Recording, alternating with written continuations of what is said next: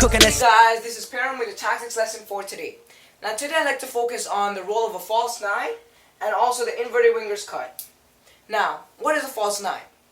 Now, a false nine is a player that is deployed as a striker but falls back into the position of a center attacking mid in front of the center defensive mid of the other team, and he plays his teammates into the box while dribbling in, creating space, and also making surging runs into the box to create option for the teammates and also getting into rebounds. Now, both of these teams are set up into holding 4-3-3 formations. So, if we're playing with a false nine with the green team, the striker on the green team right here would fall back right in front of the center defensive mid right here, right on the edge of the box over here. So now say if after the game starts he falls back here, he's right behind the wingers line over here. And he's tactically operating as a center attacking mid. Now, the certain player that he would be able to play on would primarily be the center mids behind him and also the wingers that are in front of him. Now, some ways that he could play them in would be where if your false nine has the ball in an advanced position here, he can dribble with the ball in certain areas, like say dribbling into this area over here in this patch of space.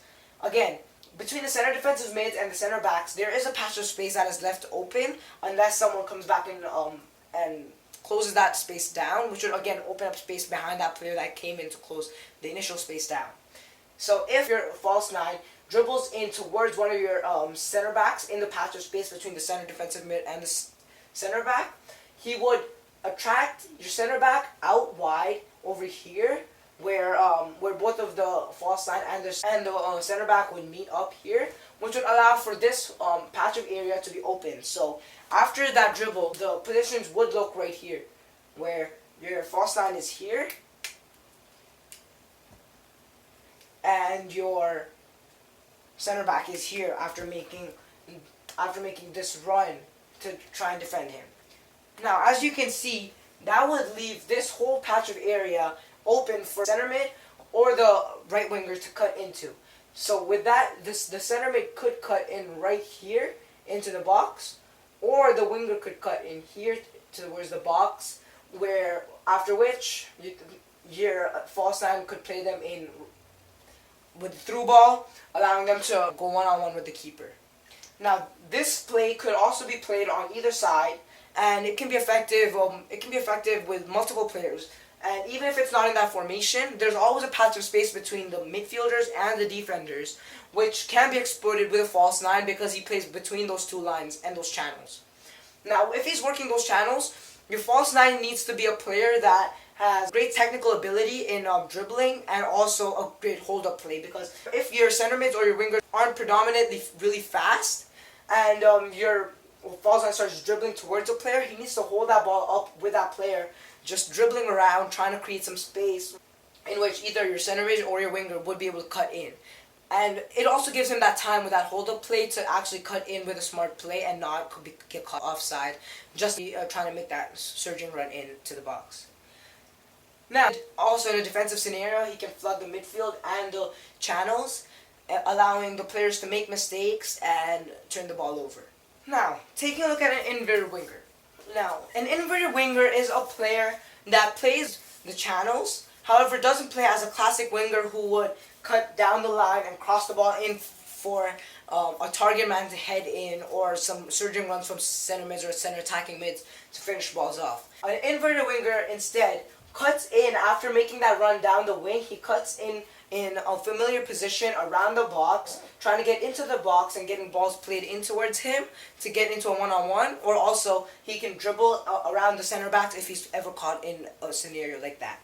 So again, imagine if your right winger is an inverted winger. If he starts off in a defensive area, just saying, if he starts off in a defensive area over here with the fullback down here, it would be the inverted winger would like to run that channel down here and then cut across into the box over here. Now this can be done with the ball or without the ball, and thus inverted wingers are usually very technically gifted in the areas of dribbling and also creative vision. Now, when he's cutting into this area, if you have again a Benzema-esque player who likes to hold the ball up, waiting for players to make those surging runs in behind, your striker could have the ball here. And a smart tactic to deploy would be that your striker cuts in towards the center back here, forcing the center back to again come over and challenge him, creating an extra pocket of space behind that center back, allowing him to make that run, say not here but closer towards the center of the box, towards the goalie. And if he makes that run a bit more diverted here, he can be closer to the goalie in a more favorable shooting position. And as soon as he touches the shoulder of their defender over here, your striker can play the ball in right down here, allowing him to get on a one-on-one. Or even if this defender cuts in behind to challenge him, your inverted wingers are usually very technically gifted, as in they can beat your players off the dribble and get into a shooting opportunity.